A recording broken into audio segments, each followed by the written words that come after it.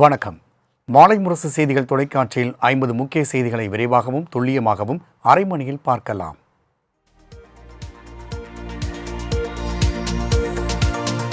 தமிழக சட்டசபையில் நாளை பட்ஜெட் தாக்கல் செய்யப்படுகிறது. காலை 9:30 மணிக்கு 2025-26 ஆண்டுக்கான பட்ஜெட்டை நிதித்துறை அமைச்சர் தங்கம் தென்னரசு தாக்கல் செய்கிறார்.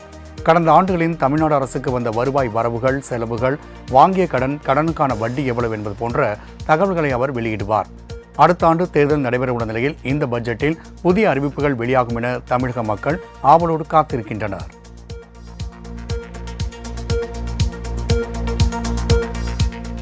நாளை தாக்கல் செய்யப்பட உள்ள தமிழ்நாடு பட்ஜெட் குறித்து எல்லோருக்கும் எல்லாம் என்ற தலைப்பில் முதலமைச்சர் மு.க. ஸ்டாலின் வீடியோ வெளியிட்டுள்ளார்.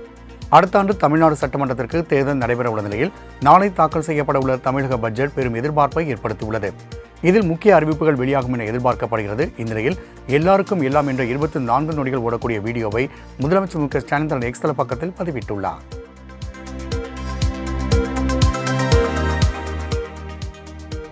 தமிழ்நாடு அரசின் மாநில திட்டக்குழு சார்பில் தயாரிக்கப்பட்ட 2024-25 ஆண்டுக்கான தமிழ்நாடு பொருளாதார ஆய்வறிக்கையை முதலமைச்சர் மு.க. ஸ்டாலின் வெளியிட்டுள்ளார். இதில் தமிழ்நாட்டின் பொருளாதார வளர்ச்சி 8% இருக்கும் என்றும் தனிநபர் வருமானம் 2,78,000 ரூபாய் அதிகரிக்கும் என்றும் தெரிவிக்கப்பட்டுள்ளது. மேலும் தமிழகத்தில் தனிநபர் வருமானம் தேசிய சராசரியை விட 1.64 மடங்கு அதிகம் என்றும் கொரோனாவுக்கு பிறகு தமிழகத்தில் சேவைத் துறைகள் மீண்டுள்ளதாகவும் குறிப்பிடப்பட்டுள்ளது.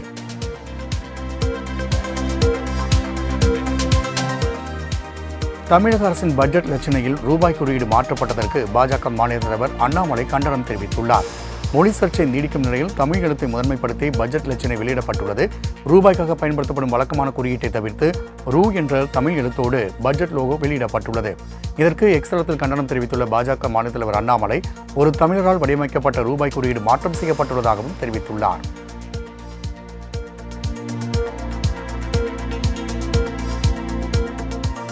மார்ச் 22ஆம் தேதி சென்னையில் நடைபெறும் அனைத்துக் கட்சி தலைவர்கள் கூட்டத்திற்கு தெலுங்கானா முதல்வர் ரேவந்த் ரெட்டியை சந்தித்து திமுகவினர் அழைப்பு விடுத்துள்ளனர். தொகுதி மறுசீரமைப்புக்கு எதிராக தென் மாநில தலைவர்கள் ஒருங்கிணைத்து குழு அமைக்க திமுக முயற்சித்து வருகிறது. இதற்காக அவர்களுக்கு திமுகவினர் அழைப்பு விடுத்து வருகின்றனர். இந்நிலையில் திமுக நாடாளுமன்ற குழு தலைவர் கனிமொழி தலைமையில் அமைச்சர் கே.எம். நேரு, ராசா எம்பி ஆகியோர் டெல்லியில் உள்ள ரெட்டியின் இல்லத்தில் அவரை சந்தித்து அழைப்பு விடுத்தனர்.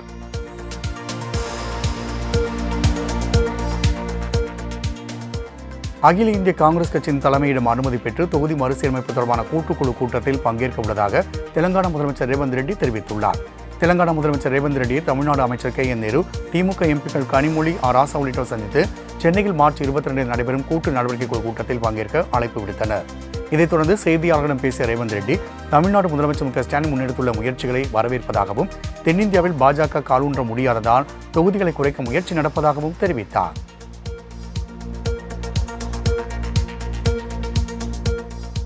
வருகிற 22ஆம் தேதி நடைபெறவுள்ள கூட்டத்தில் கர்நாடக துணை முதலமைச்சர் டி.கே. சிவகுமார் பங்கேற்பார் என அறிவிக்கப்பட்டுள்ளது. தொகுதி சீரமைப்பு தொடர்பாக தென் மாநில தலைவர்களை ஒருங்கிணைத்து குழு அமைக்க முதலமைச்சர் மு.க. ஸ்டாலின் அறிவித்துள்ளார். அதன்படி 22ஆம் தேதி நடைபெறும் கூட்டத்தில் பங்கேற்க கர்நாடக முதலமைச்சர் சித்தராமையாவுக்கு அழைப்பு விடுக்கப்பட்ட நிலையில் தன்னால் இதில் கலந்து கொள்ள முடியாது என்றும் அதற்கு பதிலாக துணை முதலமைச்சர் டி.கே. சிவகுமார் பங்கேற்பார் என்றும் சித்தராமையா தெரிவித்துள்ளார்.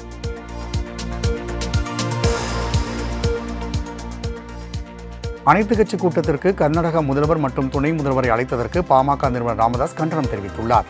விழுப்புரம் மாவட்டம் தைலாபுரத்தில் செய்தியாளர்களை சந்தித்த அவர், மேகதாது அணை விவகாரத்தில் தமிழகத்திற்கு எதிராக செயல்பட்டு வரும் கர்நாடக முதல்வர் மற்றும் துணை முதல்வருக்கு மக்களவை மறுசீரமைப்பு குறித்த அனைத்துக் கட்சி கூட்டத்திற்கு அழைப்பு விடுக்கப்பட்டுள்ளதற்கு கண்டனம் தெரிவித்துள்ளார். மேலும் திண்டுக்கல் கொடைரோடு சாலையில் புதிதாக அமைக்கப்படும் சுங்கச்சாவடியை அடித்து நொறுக்கியது குறித்து எழுப்பப்பட்ட கேள்விக்கு புதிய சுங்கச்சாவடி அமைக்கும் பணி மக்களுடைய கோபத்திற்கு ஆளாகியுள்ளதாக பதிலளித்தார்.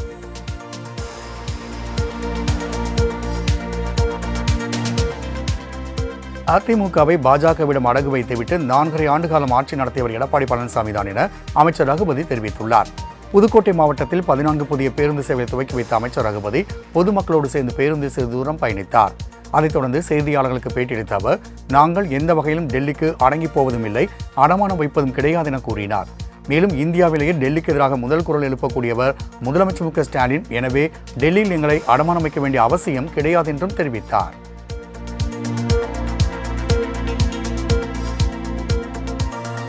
ஆட்டை அழைத்தான் குட்டி வருகிறது என அமைச்சர் ரகுபதி குறித்து முன்னாள் அமைச்சர் ஜெயக்குமார் விமர்சனம் செய்துள்ளார். சென்னையில் செய்தியாளர்களை சந்தித்த அவர், ரூபாய்க்கான குறியீட்டை மாற்றுவதால் யாருக்கு என்ன பயன் என கேள்வி எழுப்பினார்.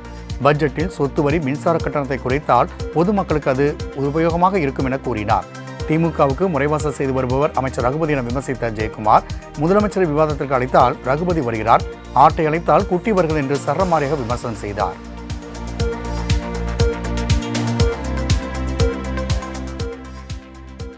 நாடாளுமன்றத்தில் நாகரிகம் இல்லாமல் தமிழர்களை விமர்சிக்கின்றார்கள் என துணை முதலமைச்சர் உதயநிதி ஸ்டாலின் குற்றம் சாட்டியுள்ளார். சென்னை பசுமொழிவை சாலையில் மகளிர் உதவி குழுக்களுக்கு 50 மின் ஆட்டோக்கள் வழங்கும் நிகழ்ச்சியில் பங்கேற்ற பின்னர் செய்தியாளர்களை சந்தித்தார். அப்போது அமலாக்கத்துறை சோதனை திசை திருப்பவே மும்மொழி கொள்கை, தொகுதி மறுசீரமைப்பை திமுக கையில் எடுத்துள்ளதாக அண்ணாமலை கூறியது குறித்த கேள்விக்கு அமலாக்கத்துறை அனுப்பியதே பாஜக தான் என பதிலளித்தார். மேலும் நாடாளுமன்றத்தில் நாகரிகம் இல்லாமல் தமிழர்களை பேசுபவர்களுக்கு தமிழ்நாட்டு மக்கள் வாய்ப்பு கிடைக்கும் போதெல்லாம் தக்க பதிலடி கொடுப்பார்கள் என்றும் கூறினார்.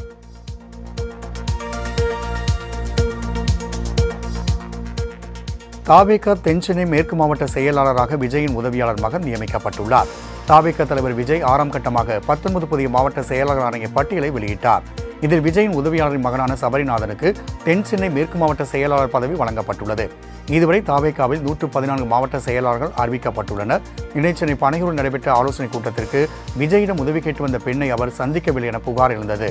மேலும் செய்தியாளர் சந்திப்பில் அப்பெண்ணை பேச விடாமல் தாவேக தொண்டர்கள் முழக்கமிட்டதால் பரபரப்பும் ஏற்பட்டது.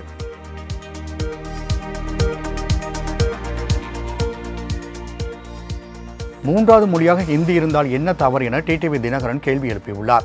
அமமுக நிர்வாகிகள் ஆலோசனைக் கூட்டம் தஞ்சாவூரில் நடைபெற்றது. இதில் கலந்து கொண்ட கட்சியின் பொதுச் செயலாளர் டிடிவி தினகரன் செய்தியாளர்களிடம் பேசினார்.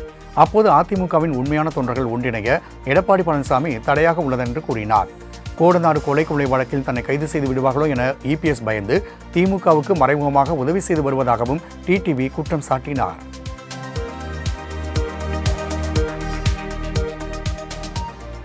இந்தியா முழுவதும் இருமொழிக் கொள்கை போதுமானது என திருமாவளவன் தெரிவித்துள்ளார்.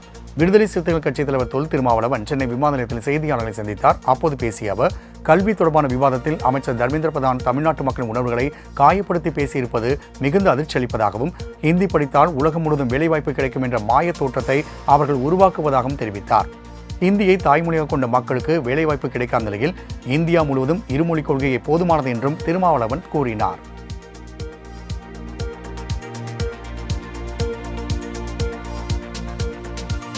திருப்பூர் மாவட்டம் அவிநாசியில் வயது முதிர்ந்த தம்பதியினர் அறிவாளால் வெட்டிக் கொல்லப்பட்ட சம்பவம் அப்பகுதியில் பதற்றத்தை ஏற்படுத்தியுள்ளது.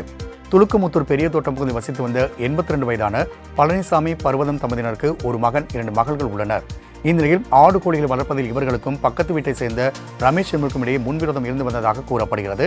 இந்நிலையில் பழனிசாமி மற்றும் அவரது மனைவி பர்வதத்தை ரமேஷ் சரமாரியாக வெட்டி படுகொலை செய்துள்ளார். விசாரணையில் கோழி மேய்ப்பதில் ஏற்பட்ட தகராறு காரணமாக 2 பேரின் உயிர் பறிக்கப்பட்டுள்ளது தெரியவந்துள்ளது.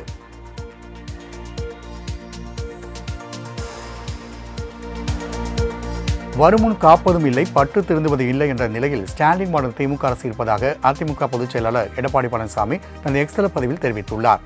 திருப்பூர் மாவட்டம் அவிநாசி அருகே வயதான விவசாய தம்பதியினர் வெட்டி படுகொலை செய்யப்பட்டுள்ளது செய்தி மிகுந்த அதிர்ச்சி அளிப்பதாகவும், தமிழ்நாட்டில் தனிமனித பாதுகாப்பு கேள்விக்குறியாகியுள்ளதால் திமுக அரசுக்கு கண்டனத்தை தெரிவிப்பதாகவும் பதிவிட்டுள்ளார். மேலும் விடியா ஆட்சி மீது இருக்கின்ற சிறிது காலத்திலாவது மக்கள் மீது உண்மையான அக்கறையோடு செயல்பட வேண்டும் என்றும் பதிவிட்டுள்ளார்.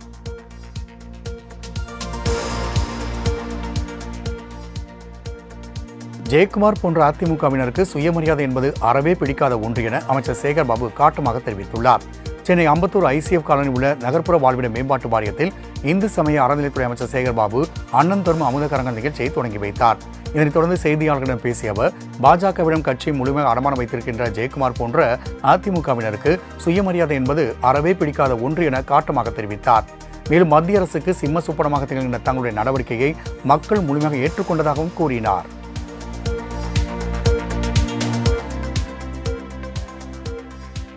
சென்னையில் 2000 ரூபாய் கட்டணத்தில் ஏசி உள்ளிட்ட அனைத்து பேருந்துகளிலும் பயணிக்கும் வகையில் புதிய திட்டம் விரைவில் அறிமுகம் செய்யப்பட உள்ளது. இந்த புதிய திட்டத்தின் மூலம் ஏசி உள்ளிட்ட அனைத்து வகையான பேருந்துகளிலும் பயணம் செய்ய முடியும். வருகிற மே அல்லது ஜூன் மாதத்தில் இந்த புதிய திட்டத்தை அறிமுகம் செய்ய சென்னை மாநகர போக்குவரத்து கழகம் முடிவு செய்துள்ளது. தற்போது 1000 ரூபாய் கட்டணத்தில் ஏசி பேருந்துகள் தவிர்த்து மற்ற பேருந்து பயணம் செய்யும் திட்டம் நடைமுறையில் உள்ளது. இந்நிலையில் புதிய திட்டத்தை அறிமுகம் செய்தாலும் 1000 ரூபாய் மாதாந்திர பயண திட்டமும் தொடர வேண்டும் என பயணிகள் கோரிக்கை விடுத்துள்ளனர்.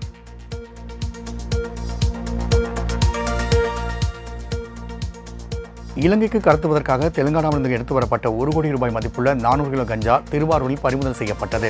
ரகசிய தகவல் அடிப்படையில் திருவாரூர் நகர் முழுவதும் போலீசார் தீவிர சோதனையில் ஈடுபட்டனர். அப்போது சந்தேகத்தின் பேரில் தெலுங்கானா மாநில பதிவெண் கொண்ட 2 கார்களில் போலீசார் அதிரடியாக சோதனை மேற்கொண்டதில் பார்சலுக்கு தலா 2 கிலோ என 200 பார்சல் இருந்த 400 கிலோ கஞ்சாவை பறிமுதல் செய்த போலீசார் கடத்தலில் ஈடுபட்ட 5 பேரை கைது செய்தனர்.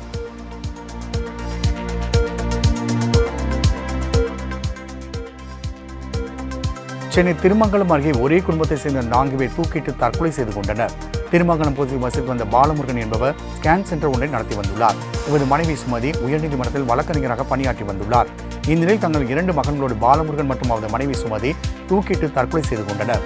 விசாரணையில் ஸ்கேன் சென்டரை விரிவாக்கம் செய்ய வட்டிக்கு வாங்கிய 5 கோடி கடனை செலுத்த முடியாததால் மருத்துவர் பாலமுருகன் தன் குடும்பத்தினரோடு சேர்ந்து தற்கொலை செய்து கொண்டது தெரிய வந்துள்ளது.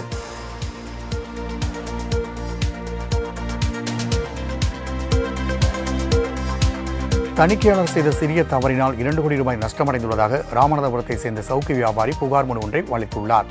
ராமநாதபுரம் மாவட்டம் கீழக்கரை சேர்ந்த செந்தில்குமார் என்பவர் கட்டுமான பொருட்கள் விற்பனை செய்து வருகிறார். இதற்காக தனியார் ஆடிட்டரை வேலைக்கு அமர்த்தி வரவு செலவு கணக்குகளை பார்த்து வந்துள்ளார். இந்நிலையில் செந்தில்குமாருக்கு ஜிஎஸ்டி அலுவலகத்திலிருந்து நோட்டீஸ் வந்துள்ளது. அதில் 1 கோடி ரூபாய் அபராதம் விதிக்கப்பட்டுள்ளதாக குறிப்பிடப்பட்டிருந்தது. இது தொடர்பாக காவல் கண்காணிப்பாளர் அலுவலகத்தில் பாதிக்கப்பட்ட செந்தில்குமார் புகார் அளித்துள்ளார்.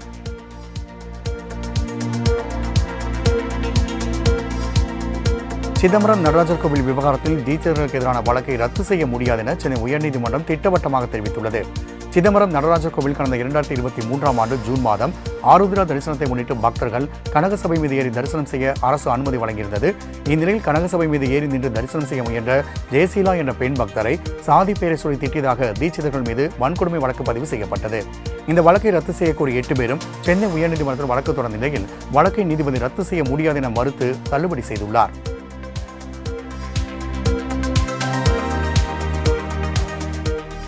கோவை கருமத்தம்பட்டி நடைபெற்ற திமுக பொதுக்கூட்டத்தில் புரியாத டிஜிட்டல் பேனர் தமிழ் எழுத்துக்களால் குழப்பம் ஏற்பட்டது. கோவை மாவட்டம் கருமத்தம்பட்டியில் மத்திய அரசை கண்டித்து திமுக சார்பில் கண்டன பொதுக்கூட்டம் நடைபெற்றது. இந்த கூட்டத்தில் கருமத்தம்பட்டி நகர திமுக சார்பில் தமிழில் டிஜிட்டல் பேனர் ஒன்று வைக்கப்பட்டது.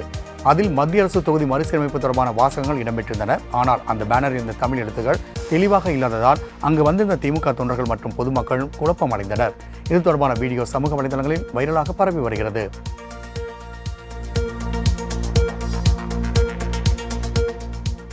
கரூரில் சத்குரு சதாசிவம் பிரேமாந்தரா ஜீவ சமாதி கோவிலில் ஆராதனை விழாவின் போது பக்தர்கள் உணவருந்திய நிலையில் அங்கப்பிரவேசம் செய்ய அனுமதி அளிக்கப்பட்ட உத்தரவுக்கு 2 நீதிபதிகள் அமர்வு தடை விதித்துள்ளது. இவ்வழக்கில் உயர்நீதிமன்ற மதுரை கிளை பிறப்பித்த உத்தரவுக்கு எதிராக நீதிபதிகள் சுரேஷ்குமார் அருள்முருகன் அமர்வில் மேல்முறையீடு செய்யப்பட்டது. இதை விசாரித்த நீதிபதிகள் உயர்நீதிமன்ற மதுரை கிளை பிறப்பித்த உத்தரவிற்கு தடை விதித்தனர்.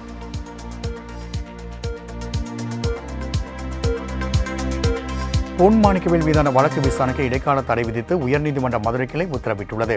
தன் மீதான வழக்கை ரத்து செய்ய கோரி ஓய்வு பெற்ற காவல் அதிகாரி பொன் மாணிக்கவேல் தாக்கல் செய்த மனு உத்தரவு பிறப்பிக்கப்பட்டுள்ளது. முன்னதாக பொன் மாணிக்கவேலை காவல் நிலையத்தில் விசாரிக்க வேண்டிய அவசியம் உள்ளதா என கேள்வி எழுப்பிய நீதிபதிகள் முறையான விவரங்களின்றி பதிவு செய்யப்பட்டுள்ள இவ்வழக்கு உகந்தது அல்ல என கூறி வழக்கு விசாரணைக்கு இடைக்கால தடை விதித்தனர்.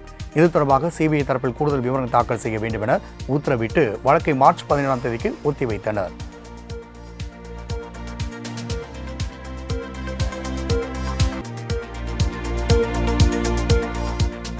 கோவை மத்திய பேருந்து நிலைய பார்க்கிங்கில் இருசக்கர வாகனங்களுக்கு அடாவடியாக பணம் வசூலிக்கும் வீடியோ வெளியாகியுள்ளது. கோவை மத்திய பேருந்து நிலையம் அருகே செயல்பட்டு வரும் பார்க்கிங்கில் 1 மணி நேரத்துக்கு 5 ரூபாயும் 2 மணி நேரத்துக்கு 10 ரூபாய் என மணிக்கணக்கில் அடிப்படை கட்டணம் வசூலிக்கப்படுகிறது. இந்நிலையில் பயணி ஒருவர் நிறுத்தி வைத்திருந்த தனது பைக்கை எடுத்தபோது அவரிடம் பணியாளர் 160 ரூபாய் கட்டணம் கேட்டு மிரட்டியுள்ளார். தற்போது இந்த வீடியோ வெளியாகியுள்ள நிலையில் மாநகராட்சி உரிய நடவடிக்கை எடுக்க வேண்டும் என வாடிக்கையாளர்கள் கோரிக்கை வைத்துள்ளனர்.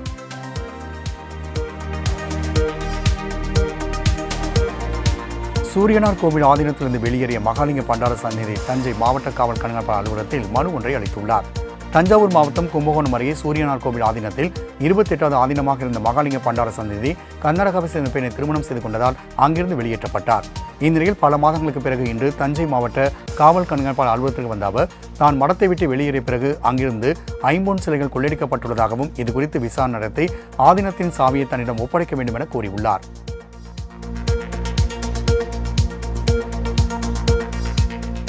தாம்பரம் ரயில் நிலையத்தில் இருவர் சட்டையை பிடித்துக் கொண்டு அடித்துக் கொள்ளும் காட்சி வெளியாகி பரபரப்பை ஏற்படுத்தியுள்ளது. தாம்பரம் ரயில் நிலையத்தில் பயணியும் டிடிஆரும் தாக்கிக் கொண்ட சம்பவம் சமூக வலைதளத்தில் வைரலாகி வந்தது. இதுகுறித்து தாம்பரம் இருப்புப்பாதை போலீசாரிடம் கேட்டபோது சென்னையிலிருந்து செங்கல்பட்டு நோக்கி சென்ற ரயிலில் தாம்பரம் வந்த நபர் 2ஆம் வகுப்பில் டிக்கெட் எடுத்துக்கொண்டு முதல் வகுப்பில் பயணம் செய்ததாக தெரிகிறது. இதனை கண்டுபிடித்த பெண் டிடிஆர் அந்நபரை கண்டித்துள்ளார். இதையடுத்த நபர் தப்பி ஓட முயன்றபோது ஆண் டிடிஆர் பிடிக்க முயன்றதில் கைகலப்பு ஏற்பட்டுள்ளதாக தெரிவிக்கப்பட்டுள்ளது.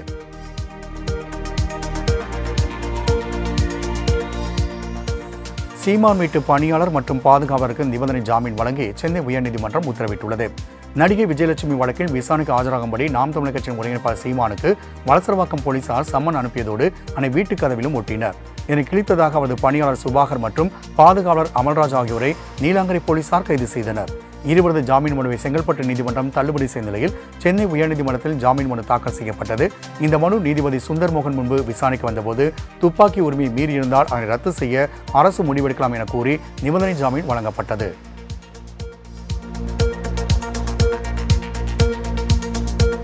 ஓமலூர் அருகே வாக்குவாதத்தில் ஈடுபட்ட பாமக மற்றும் திமுகவினரால் பரபரப்பு ஏற்பட்டது. சேலம் மாவட்டம் ஓமலூர் அருகே உள்ள பாலகுட்டப்பட்டி கிராமத்தில் உள்ள அரசு உயர்நிலைப் பள்ளியில் புதிய கட்டடத்திற்கான கட்டுமான பணிகளுக்கு கடந்த மாதம் முதலமைச்சர் மு.க. ஸ்டாலின் காணொலி வாயிலாக அடிக்கல் நாட்டினார். இந்நிலையில் இன்று கட்டுமான பணிகளை பூஜை செய்து துவக்கி வைத்து வந்த பாமக எம்எல்ஏவை தடுத்து நிறுத்திய திமுகவினர் முதல்வர் துவக்கி வைத்து விட்டதால் மீண்டும் பூஜை போட வேண்டாம் என வாக்குவாதத்தில் ஈடுபட்டனர். இதனால் அங்கு தள்ளுமுள்ளு ஏற்பட்டது.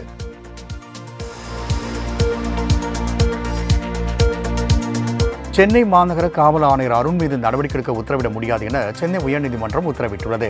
ரமேஷ் என்கிற வழக்கறிஞர் சென்னை உயர்நீதிமன்றத்தில் தொடர்ந்திருந்த வழக்கில் கிருஷ்ணகுமார் என்பவர் மீது பொய்யான வழக்கு பதியப்பட்டுள்ளதால் சென்னை மாநகர காவல்துறை ஆணையர் அருண் மீது துறை ரீதியாக நடவடிக்கை எடுக்க வேண்டும் என்று மனு தாக்கல் செய்திருந்தார். இந்த வழக்கு விசாரணைக்கு வந்த நிலையில் மனுதாரர் மற்றும் அரசு குற்றவியல் வழக்கறிஞர் வாதங்களை கேட்ட நீதிபதி காவல்துறை ஆணையரின் மீது நடவடிக்கை எடுக்க உத்தரவிட முடியாது என கூறி வழக்கை தள்ளுபடி செய்தார்.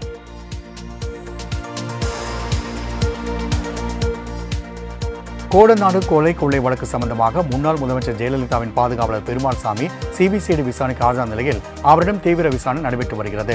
ஜெயலலிதாவுக்கு சொந்தமான கோடநாடு எஸ்டேட்டில் 2017 ஏப்ரல் 23ஆம் தேதி அன்று நடைபெற்ற கொள்ளை சம்பவம் தொடர்பாக தமிழ்நாடு சிபிசிஐடி சிறப்பு புலனாய்வு குழுவினர் தீவிர விசாரணை மேற்கொண்டு வருகின்றனர்.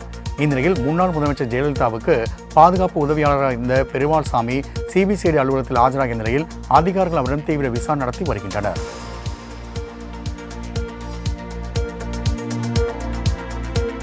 மும்மொழிக் கொள்கையை அமல்படுத்தினால்தான் தமிழ்நாட்டுக்கு நிதி என கூறுவது கண்டிக்கத்தக்கது என முன்னாள் மத்திய அமைச்சர் ப. சிதம்பரம் தெரிவித்துள்ளார். புதுக்கோட்டை மாவட்டம் திருமயத்தில் செய்தியாளர்களுக்கு பேட்டியளித்த அவர் வயநாட்டில் ஒரு மொழிக் கொள்கைதான் உள்ளதென்றும் அங்கு மும்மொழியை அமல் செய்கின்றார்கள் எனவும் கேள்வி எழுப்பினார். நான் பார்த்தவரை இந்தியாவில் எந்த மாநிலத்திலும் மும்மொழிக் கொள்கை செயல்படவில்லை என கூறிய அவர் தமிழகத்தை மட்டும் குற்றம் சாட்டி நிதி வழங்க மறுப்பது தவறு என்றார்.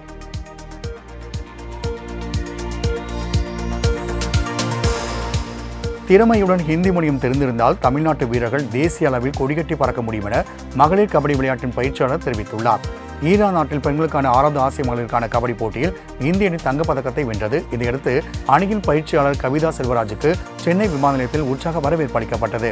இதையடுத்து செய்தியாளர்களை சந்தித்த அவர் ஹிந்தி மொழி தெரிந்ததால் தான் பயிற்சியாளராக இருப்பதாகவும் தமிழ்நாட்டில் உள்ளவர்களுக்கு திறமை அதிகமாக உள்ளது என்றாலும் மொழி தெரியாததால் திறன் பாதி குறைந்து விடுவதாகவும் தெரிவித்துள்ளார்.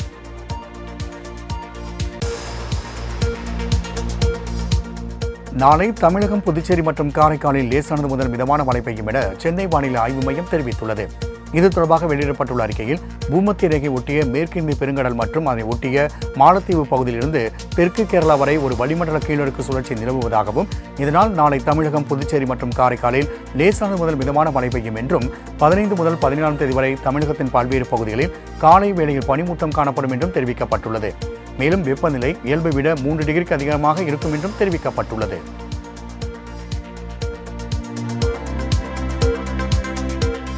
புதுச்சேரி அரசு மும்மொழிக் கொள்கையை ஆதரிப்பதை கண்டித்தும் எதிர்க்கட்சிகள் சட்டசபையிலிருந்து வெளிநடப்பு செய்தனர்.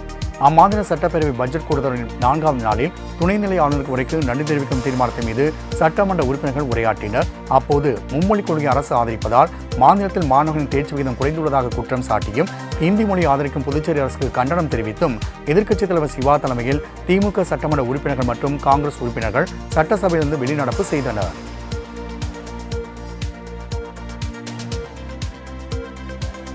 திருவனந்தபுரம் ஆற்றுக்கால் பகவதி அம்மன் கோவிலின் பொங்கல் விழாவில் லட்சக்கணக்கான பெண்கள் பங்கேற்றனர்.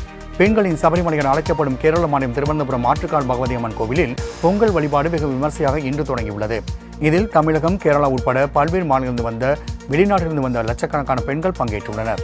பொங்கல் வழிபாடை முன்னிட்டு இன்று திருவனந்தபுரம் மாவட்டத்திற்கு உள்ளூர் விடுமுறை அறிவிக்கப்பட்டுள்ள நிலையில் 3000க்கும் மேற்பட்ட போலீசார் பாதுகாப்பு பணியில் ஈடுபட்டுள்ளனர்.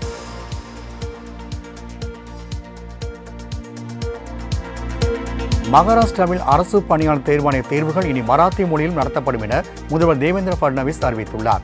இது தொடர்பாக சட்டசபையில் பேசிய அவர், அரசு பணியாளர் தேர்வாணைய தேர்வுகள் ஏற்கனவே மராத்தி மற்றும் ஆங்கிலம் ஆகிய இரு மொழி நடத்தப்படுவதாகவும், இருப்பினும் சில வேளாண் பொறியியல் தொடர்பான சில தேர்வுகள் ஆங்கிலத்தில் மட்டுமே நடத்தப்பட வேண்டும் என நீதிமன்றம் தீர்ப்பளித்துள்ளதாக தெரிவித்தார்.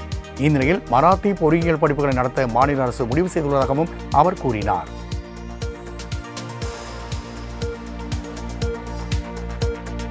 நாளை ஹோலி பண்டிகை கொண்டாடப்படும் நிலையில் வட இந்தியாவில் இன்றே ஹோலி கொண்டாட்டங்கள் களைகட்ட தொடங்கியுள்ளன.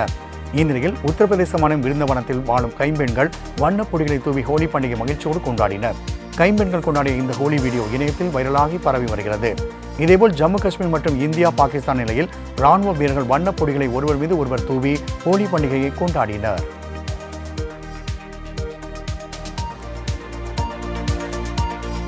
மகாராஷ்டிராவில் 100% இந்துக்களால் நடத்தப்படும் இறைச்சி கடைகளுக்கு மல்கர் என்ற சான்றிதழ் வழங்கும் நடைமுறை அமலுக்கு வந்துள்ளது. இதனை மகாராஷ்டிரா மீன்வளத்துறை அமைச்சர் நிதேஷ் ராணா அறிமுகப்படுத்தினார். இதற்காக வலைதளம் ஒன்றும் தொடங்கப்பட்ட நிலையில் மல்கர் சான்றிதழ் இல்லாத கடைகளில் ஆட்டிறைச்சி வாங்க வேண்டாம் என அவர் கேட்டுக் கொண்டுள்ளார். இடையே இஸ்லாமிய ஹலால் இறைச்சி கடைகளுக்கு போட்டியாக இந்த புதிய நடைமுறையை பாஜக அரசு கொண்டு வந்துள்ளதாக விமர்சனங்கள் எழுந்துள்ளன.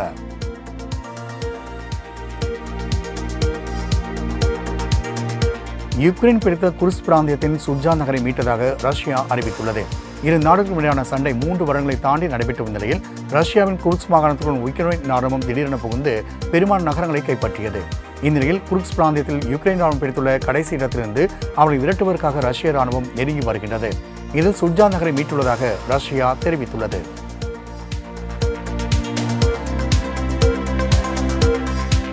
போர் நிறுத்தத்தை மீறி யுக்ரைன் மீது ரஷ்யா தாக்கினால் பேரழிவை சந்திக்க நேரிடும் என்று அமெரிக்க ஜனாதிபதி ட்ரம்ப் எச்சரித்துள்ளார். ரஷ்யா யுக்ரைன் இடையே 3 ஆண்டு நடந்து வரும் போர், அமெரிக்காவால் முன்மொழியப்பட்ட 30 நாள் போர் நிறுத்தத்தை உடனடியாக ஏற்க யுக்ரைன் தயாராக இருப்பதாக அந்நாட்டு அதிபர் ஜெலன்ஸ்கி தெரிவித்துள்ளார். இதையடுத்து போர் நிறுத்த ஒப்பந்தம் குறித்து புதினோடு விவாதிக்க அமெரிக்க தூதர்கள் ரஷ்யா சென்ற நிலையில் இதுகுறித்து கருத்து வெளியிட்டுள்ள அமெரிக்க அதிபர், போர் நிறுத்த ஒப்பந்தத்தை ரஷ்யா ஏற்றுக்கொள்ளும் என்ற நம்பிக்கை தனக்கு உள்ளதாக தெரிவித்துள்ளார்.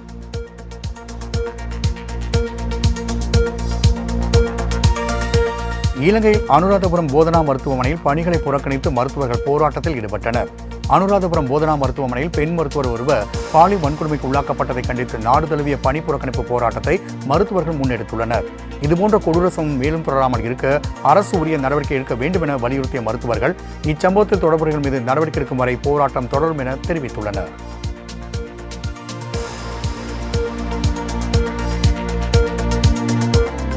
கத்தோலிக்க மத தலைவராக போப் பிரான்சிஸ் பதவியேற்ற இன்றோடு 12 ஆண்டுகள் நிறைவடைகின்றது. கத்தோலிக்க மத தலைவர் போப் பிரான்சிஸ் பிப்ரவரி 14ஆம் தேதியிலிருந்து ரோமில் உள்ள ஜெமேலி மருத்துவமனை அனுமதிக்கப்பட்டுள்ளார். இரட்டை நிமோனியாவால் இருந்து அவர் படிப்படியாக மீண்டு வருகின்றார்.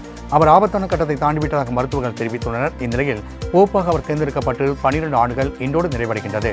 மேலும் அதிக நாட்கள் மருத்துவமனை போப் தங்கியிருப்பதும் குறிப்பிடத்தக்கது. போப் மருத்துவமனை அனுமதிக்கப்பட்டிருந்து அவரது புகைப்படம் அல்லது வீடியோவை வாட்டிகன் வெளியிடவில்லை.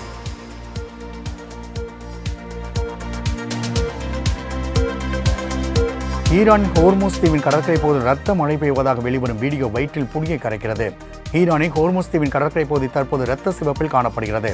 அங்கு தொடர்ந்து கனமழை பெய்து வருவதால் அத்தீவின் மண்ணில் செறிந்திருக்கும் இரும்பு ஆக்சைடு நீரில் கரைந்து இந்த சிவப்பு நிறம் தோன்றுவதாக கூறப்படுகிறது. ஆனால் இதனை பார்த்த பலரும் அங்கு ரத்த மழை பெய்வதாக கூறி வீடியோ வெளியிட்டு பதற வைத்துள்ளனர். இதனால் இந்த ரத்த மழை வீடியோ வலைதளங்களில் வைரலாகி பரபரப்பை ஏற்படுத்தி வருகிறது.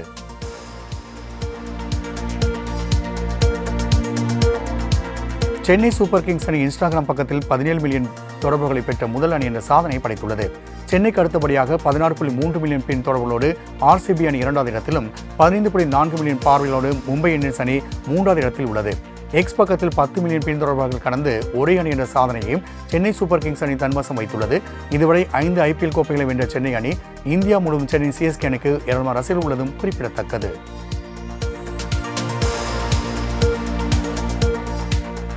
தொழில்நுட்ப கோளாறு காரணமாக சுனிதா வில்லியம்ஸ் மற்றும் புச் வில்மோர் பூமிக்கு திரும்புவதில் மீண்டும் சிக்கல் ஏற்பட்டுள்ளது. அமெரிக்காவின் புளோரிடா மாகாணத்திலிருந்து விண்ணில் ஏவப்பட்டிருந்த ஃபால்கன் 9 ராக்கெட் தொழில்நுட்ப கோளாறு காரணமாக விண்ணில் ஏவப்படவில்லை. இன்றைய திட்டப்படி இது விண்ணில் ஏவப்பட்டிருந்தால் சுனிதா வில்லியம்ஸ் மற்றும் புச் வில்மோர் மார்ச் 19ஆம் தேதி பூமிக்கு திரும்பியிருப்பார். தற்போது இத்திட்டத்தில் மாற்றம் செய்யப்பட்டுள்ளதால் இருவரும் பூமிக்கு திரும்புவது மீண்டும் தாமதமாகியுள்ளது.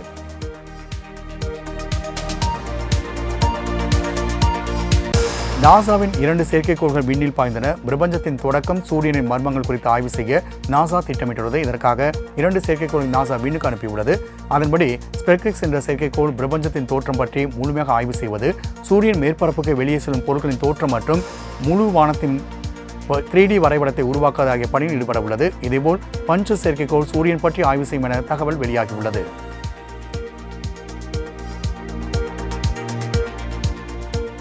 விண்வெளியின் செயற்கைக்கோள்களை பிரிக்கும் ஸ்பேஸ்டெக்ஸ் திட்டம் வெற்றி பெற்றுள்ளது என்று இஸ்ரோ தெரிவித்துள்ளது. டாக்கிங் எனப்படும் விண்ணில் செயற்கைக்கோளை ஒன்றாக இணைக்கும் நவீன தொழில்நுட்ப பணிக்காக இஸ்ரோ நிறுவனம் ஸ்பேஸ்டெக்ஸ் A, ஸ்பேஸ்டெக்ஸ் B என்ற 2 செயற்கைக்கோள்களை வடிவமைத்துள்ளது. விண்ணில் வெவ்வேறு சுற்றுப்பாதையில் செலுத்தி நிலைநிறுத்தியது. பின்னர் 2 செயற்கைக்கோள் ஒன்றிணைத்து வெற்றி கண்டது. இதன் மூலம் ரஷ்யா, அமெரிக்கா, சீனாவை தொடர்ந்து இந்த பரிசோதனை மேற்கொள்ளும் 4வது நாடு என்ற பெருமையை இந்தியா பெற்றுள்ளதாக விஞ்ஞானிகள் தெரிவித்துள்ளனர்.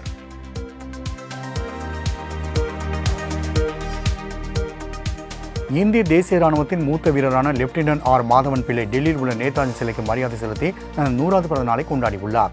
டெல்லி கடமை பாதையில் உள்ள நேதாஜி சுபாஷ் சந்திரபோஸ் சிலைக்கு மாதவன் பிள்ளை மலர் வளையம் வைத்து மரியாதை செலுத்திய பின்னர் தேசிய போர் நினைவு சின்னத்திற்கு சென்று வீர மரணமடைந்த வீரர்களுக்கு அஞ்சலி செலுத்தினார். பர்மாவில் பிறந்த மாதவன் பிள்ளை இந்திய சுதந்திர லீக் உறுப்பினராக இருந்த பிறகு 1943ஆம் ஆண்டு தனது 18வது வயதில் நேதாஜியின் INAவில் சேர்ந்தார். இன்று தனது 100வது பிறந்த நாளை கொண்டாடும் அவர் இளைஞர்கள் நாட்டிற்காக நிறைய உழைக்க வேண்டும் என அறிவுரை வழங்கினார்.